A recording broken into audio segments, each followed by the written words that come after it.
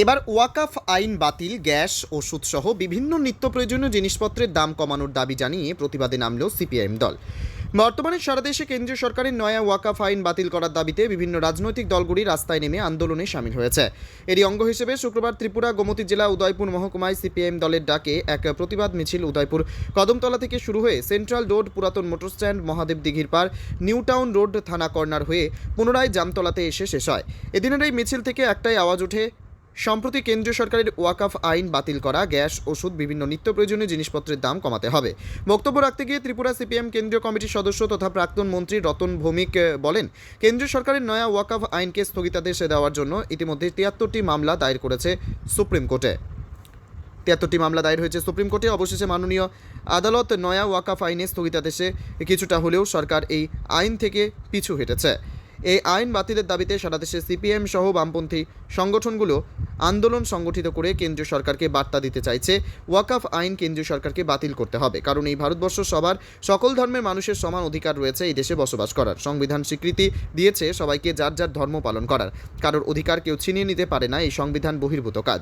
কেন্দ্রীয় সরকার গায়ের জোরে নয়া ওয়াকাফ আইন সংশোধনী করে মানুষের অর্জিত অধিকার, বিশেষ করে একটি জাতিগোষ্ঠীর অধিকারকে ছিনিয়ে নেওয়ার চেষ্টা করছে। এটা কিছুতেই মেনে নেওয়া যাবে না বলে কেন্দ্রীয় সরকারকে করা হুঁশিয়ারি দিয়েছেন সিপিএম দলের প্রাক্তন মন্ত্রী রতন ভৌমিক।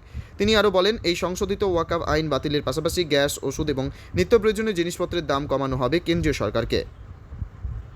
সরাসরি ত্রিপুরা থেকে বিক্রম কর্মকারের report, crime press Bengal news. এই সংবিধান সংশোধন যা করার চেষ্টা করছে এবং সর্বশেষ এই ওয়াকাফ আইন যেটা সংশোধিত আকারে আইন হয়েছে, এটাতে পরিষ্কারভাবে আমাদের দেশের সংবিধানের যে ধর্মনিরপেক্ষতার চরিত্র, আমাদের দেশের ধর্মাচরণের চরিত্র, সম্পত্তি ভোগের অধিকার, এগুলি সবগুলি লঙ্ঘিত হয়েছে।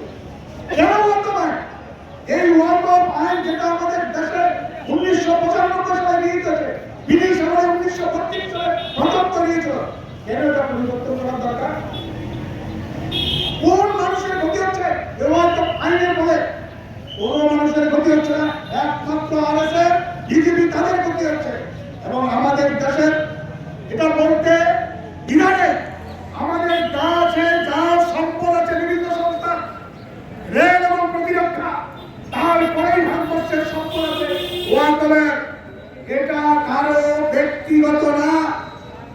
ওয়াকাফ সম্পত্তি হলো আমাদের দেশের মুসলিম সম্পদ, সমাজ তা উন্নতিও করতে পারতেন যদি তারা মনে করেন তাদের ধর্মীয় বিশ্বাস অনুসারে তারা দান করবেন। এই দানের সম্পত্তি হলো ওয়াকাফ সম্পত্তি। এটা কারো ব্যক্তির না, কেউ জোর করে এবং কোনো মস্তিষ্ক ব্যক্তি, বিকৃত ব্যক্তি ওয়াকাফের সম্পত্তি দান করতে পারে না।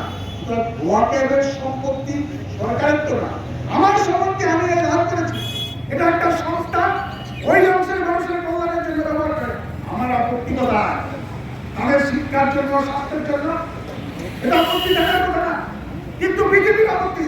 আর আমাদের দেশের কর্পোরেট সংস্থাগুলি বিভিন্ন আইনের হাত ধরে, এমনকি আমাদের ওয়াকাফের মতো দু চারজন নেই এমন না, আইনগত বা ব্যক্তিগত এমনিতে ওয়াকাফের সম্পত্তি, এই সম্পত্তি বিক্রি হয়েছে, তার দখল হয়েছে, বিভিন্ন কর্পোরেট ব্যক্তিদের শিল্প কারখানা তৈরি করেছে। এখন এগুলি তাদের বৈধতা দিতে হবে, তাদেরকে মালিক করে দিতে হবে। তার জন্য সরকারের খবরদারি, নিজেদের খবরদারি সেখানে আইনের